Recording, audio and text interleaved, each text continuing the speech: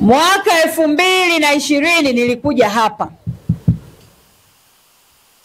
Na nilikuja tukazungumza. Wangapi wanakumbuka? Kama unakumbuka nilikuwa hapa na nikaja nikazungumza, punga mkono tafadhali. Nilikuja tukazungumza na nikawaomba mnichague nikawe mbunge wenu, nikawe mwakilishi wenu. Ninawashukuru kwa kuwa mlinipa kura nyingi. Kata ya Sedeko ni kata ambayo haina mbambamba. Hii kata hawatoboi, CCM hawatoboi. Uongo kweli? Hawatoboi kwa mbunge wala hawatoboi kwa diwani. Habari walayo, si ndio? Mlinipa kura nyingi sana, kura za heshima na kura za ushindi.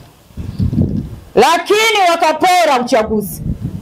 Ile tumesema mwaka huu hawatoboi. Watatangaza kwa sababu wameleta mtu ambaye hauziki hata kwa bei ya jioni. Jimbo la Serengeti ni jimbo tajiri, lakini ni jimbo lenye changamoto nyingi sana. Tunahitaji mbunge, tunahitaji mwakilishi, na sio mtu aliyeletwa na mtu.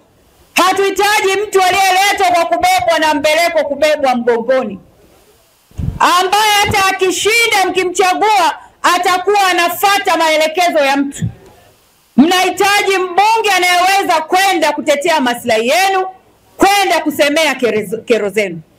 Na mtu huyo sio mwingine, ni Msubati Catherine. Ndugu zangu, mimi nimekuja hapa kuomba ridhaa kwa sababu nina nia ya dhati. Nina nia ya dhati na dhamira ya kweli ya kuwatumikia watu wa Serengeti. Nimekuja hapa, sijafuatwa na mtu, wala sijaletwa na mtu, na wala sijabebwa. Mimi ni mtu huru, ninayejiamini, ninayejisimamia, Msubati kweli kweli. Simaniona? Msubati nimenyooka na wala sina makando kando. Msubati kweli kweli, mwanamke na nusu. Mwanamke jasiri, ninayejiamini, mwenye uwezo wa kujisimamia, mwenye uwezo wa kujenga hoja bila kumwogopa mtu yoyote. Lakini kubwa zaidi ni mtu ambaye anapenda watu wake. Na ndio maana ndugu zangu, pamoja na changamoto za 2020 nimerudi kwa sababu Nyamburi, Disarara, Mbilikili, Bonchugu, kata yote ya Sedeko bado kuna changamoto, na serikali ya Chama cha Mapinduzi imeshindwa kutoa majawabu kwa matatizo ya msingi ya wananchi. Nimerudi kwa sababu Nyamburi bado mnasumbuliwa na tembo. Bonchugu bado mazao yao yanasumbuliwa na tembo, yanaharibiwa na tembo. Tumepita hapo Mbilikili, tumekuta jana tembo walipita. Tumeona katani zimelala kwa sababu ya tembo. Mazao yameharibiwa kwa sababu ya tembo. Nimekuja kugombea kwa sababu mkienda zahanati mnaambiwa mnunue dawa. Uongo kweli? Nimekuja kugombea kwa sababu wakina mama wa Nyamburi wakienda zahanati wanabeba mafurushi kama mtoto anaenda kuanza kidato cha kwanza. Maana mtoto akienda kuanza form 1 ndio anaambiwa njoo na jembe, njoo na fyekeo, njoo na ndoo, njoo na godoro, njoo na kila aina ya takataka. Hata mwanamke akienda kujifungua. Sasa wanawake wa Nyamburi na kata nzima ya Sedeko wakienda zahanati kujifungua wanaambiwa wabebe dishi. Uongo kweli? Yaani cha ajabu eti na mafuta ya taa wakati umeme upo. Hivyo mafuta ya taa wanakunywa, wanafanyia nini? Mafuta ya taa lita 3 ya nini wakati kuna umeme zahanati? Mara mpira wa kujifungulia, si ndio? Mara sijui gloves, si ndio? Mara nyembe, pamba, pampers, sijui kila aina ya korokoro mnaenda nazo zahanati. Wakati nyinyi mnalipa kodi. Alafu mambo ya aibu kabisa, tuko pembezoni ya hifadhi. Wazungu kila siku wanapita hapa wanatuachia vumbi. Kwa hiyo nimekuja kugombea ili twende tukaboreshe huduma za afya kwa kina mama wajawazito, watoto chini ya miaka 5 na wazee wapate huduma za afya na dawa bure, na hilo linawezekana chini ya Msubati. Lakini nimerudi wazazi wangu, baba zangu, mama zangu na vijana, nimerudi Msubati kugombea kwa sababu bado elimu ni changamoto. Kuna shule 2 shikizi hazijafunguliwa na hakuna sababu yoyote ya msingi kwa nini hazijafunguliwa. Watoto wanatembea umbali mrefu wanakuja shule ya msingi Nyambuni. Hata walimu wanashindwa kufundisha kwa sababu watoto ni wengi. Nichagueni twende tukafungue hizo shule, watoto wasome bila kupata tabu ya kusafiri umbali mrefu. Lakini wazazi wangu, nimekuja kugombea kwa sababu michango ni mingi sana mashuleni. Shule ya sekondari mnaambiwa mlipe pesa ya mpishi, uongo kweli? Mara pesa ya mlinzi, eti jengo la serikali linalipiwa mlinzi na wananchi. Mambo ya hovyo kabisa haya.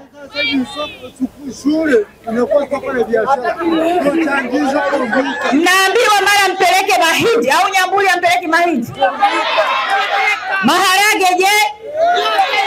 Mpaka nilienda Mesaga mpaka chumvi wanaambiwa wapeleke chumvi, mpaka na sukari. Sasa haya ni mambo ambayo yanapaswa yafike mwisho na hakuna mtu wa kuyakomesha kama msiponichagua, ndugu zangu. Kwa hiyo nimerudi kugombea vijana wa Nyamburi kwa sababu hamna ajira. Vijana mnapiga bodaboda wakati kuna hifadhi hapa, mahoteli, maloji, campsite yamejaa. Nimesema mkinichagua nitakwenda kukaa na wamiliki wote walioko huko hifadhini. Nitawauliza wana ajira kiasi gani, ajira za kitaalamu na ajira ambazo hazihitaji utaalamu. Wakisema ni 500, 250 zitabaki Serengeti kabla hawajaajiri mikoa ya kaskazini. Na wa kwanza kufaidika ni nyinyi vijiji mlioko pembezoni, maana nyinyi ndio vijana wenu wameishia porini. Ajira ambazo hazihitaji utaalamu mtaajiriwa hata kama hujui kusoma Tunaelewana? Eti leo hata mfungua geti hatoki Serengeti. Ukiwauliza wanasema hamjui Kiingereza. Hivi jamani, tuulizane tu kawaida. Unahitaji kuzungumza na mtu kufungua geti? Si unaona gari ya mzungu inakuja, unafungua anapita? Akitaka kutoka, si unaona gari inakuja? Kwani wewe ni kipofu? Si unafungua anatoka? Tunahitaji degree. Hata Mungu anaweza kufanya hiyo kazi.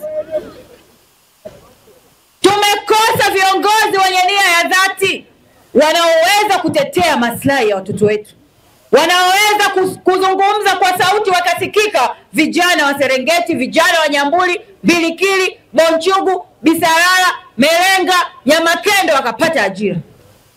Mimi nitawasemea, na sio tu nitasema kwa sauti kubwa. Tumesema tutakwenda kuajiri vijana kwenye kilimo, kwenye ufugaji. Mungu ametujalia ardhi yenye rutuba bure. Ametujalia mabonde na milima yanayotiririsha maji.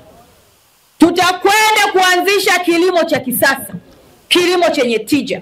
Tutalima matunda, tutalima mboga za majani na tutalisha porini. Sio kama mnanielewa? Leo nyanya inatoka Boma, Kilimanjaro. Karoti inatoka Arusha, Kilimanjaro. Kitunguu kinatoka Karatu. Hivi hapa kitunguu hakiivi, ndugu zangu? Matikiti hayaivi hapa? Ndizi haziivi hapa? Wakina mama hamwezi kuivisha cabbage hapa? Tunakwenda kulima kilimo cha kisasa na soko letu litakuwa hoteli zote, campsite zote, lodge zote, na kuna nyingine inajengwa hapa jirani, watakuwa wateja wetu. Sio kama mnanielewa? Kwa sababu kama wanaweza kununua Arusha na Serengeti watapaswa kununua. Sisi ndio hifadhi yetu hii. Si kama mnanielewa. Tunakwenda kuanzisha ufugaji wa ng'ombe za maziwa ambao tunaweza kupata maziwa lita 15 mpaka 20 kwa ng'ombe mmoja, asubuhi na jioni hivyo hivyo. Ukamue lita 200 utaendelea kuwa maskini. Tutaanzisha viwanda vya kusindika maziwa. Tutatengeneza mtindi wetu, tutawauzia wazungu. Wazungu wanapenda mtindi. Tutachakata mtindi, tutatengeneza siagi. Wazungu wanapenda mikate, watatumia siagi. Siagi ya Serengeti. Hakuna maajabu hapa. Haya mambo yanawezekana ni kwa sababu hatujawahi kupata viongozi wanaopenda watu wao, kiongozi mwenye maono, mwenye akili ya kubadilisha fursa kuwa pesa, kubadilisha fursa kuwa ajira. Hilo ndo hatujapata.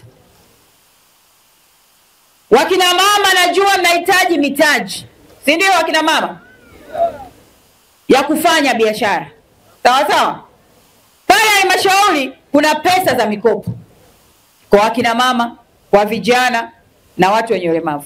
Naomba mniambie Nyambuli, nyinyi hapa mwaka wa fedha uliopita halmashauri ilikusanya bilioni 4.5. Milioni 450 zilipaswa zirudi kwenu kwa njia ya mkopo. Wangapi walipata? Hata wale wakina mama wa CCM wanaokuwa kimbelembele wanaimba CCM mbele kwa mbele hawajapata.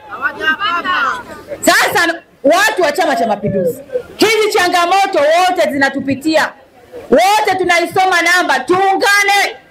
Tupate mbunge anaweza kusimamia fedha za halmashauri, ninyi mkapata mikopo, mkaongeza mitaji. Lakini nimesema sambamba na kusimamia mikopo ya halmashauri, nitaanzisha mfuko maalumu wa Msubati. Nitauita Msubati Fund. Humu nitaweka pesa zangu na za marafiki zangu.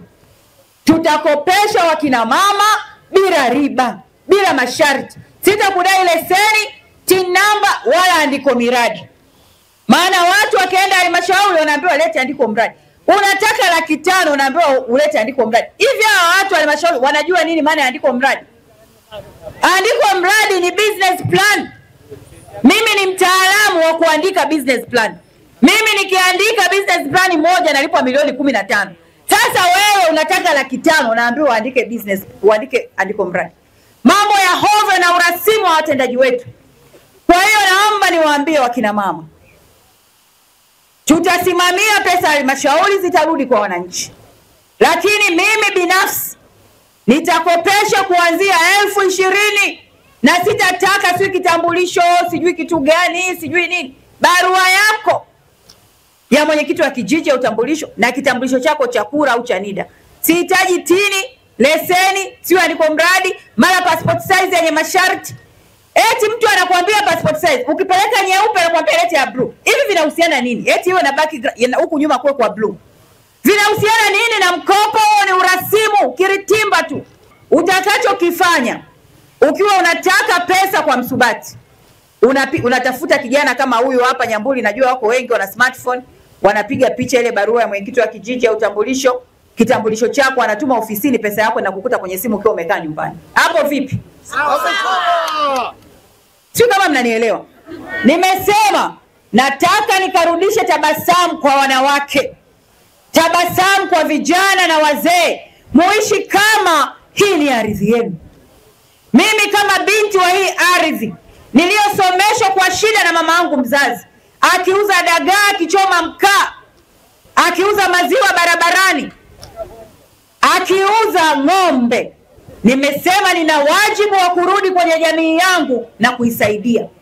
Nina wajibu wa kuja kuwa sehemu ya kutatua changamoto zinazotukabili. Kwa hiyo naomba ndugu zangu mniamini.